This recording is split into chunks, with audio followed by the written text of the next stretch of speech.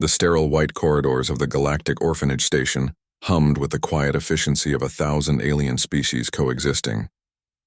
Liam walked these halls every week, his worn boots echoing against the polished floors as he delivered medical supplies from Earth. Most species avoided the orphanage, abandoned. Children were considered bad luck in 70% of known civilizations, but humans were different. Humans were strange that way. In Ward 7, behind a crystalline door, lived Lily. She wasn't human. Her skin shimmered with bioluminescent patterns, and her 3-fingered hands trembled as the Vexarian fever consumed her from within.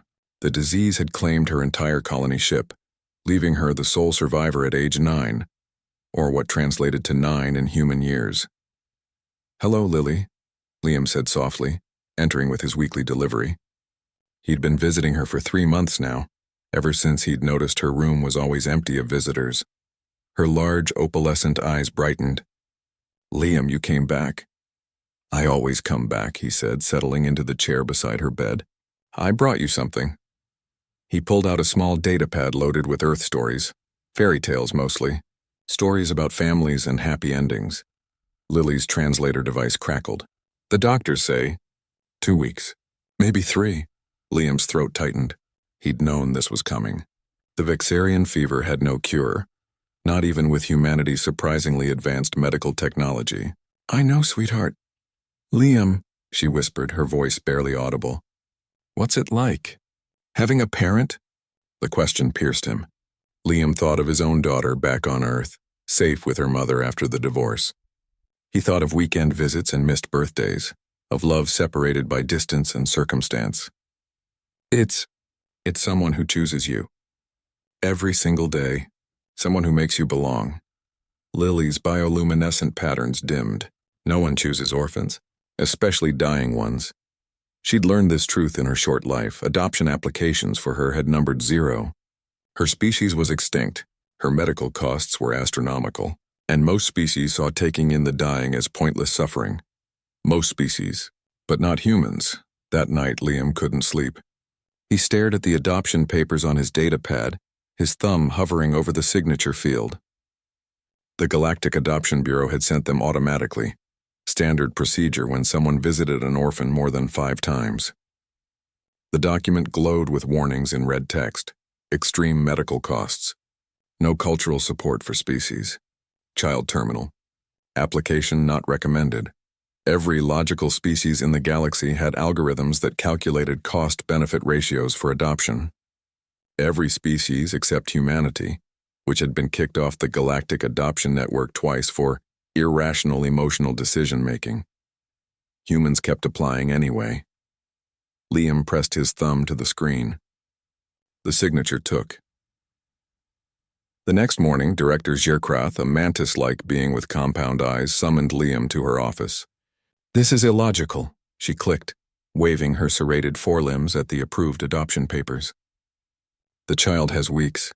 You've spent 3 months visiting. Now you'll spend your resources on funeral arrangements?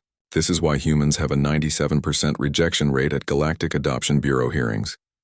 "That's exactly why I'm doing it," Liam said quietly. "Because everyone else thinks it's illogical. Because she deserves to be someone's daughter before she dies. Because 3 weeks of being loved is better than dying alone."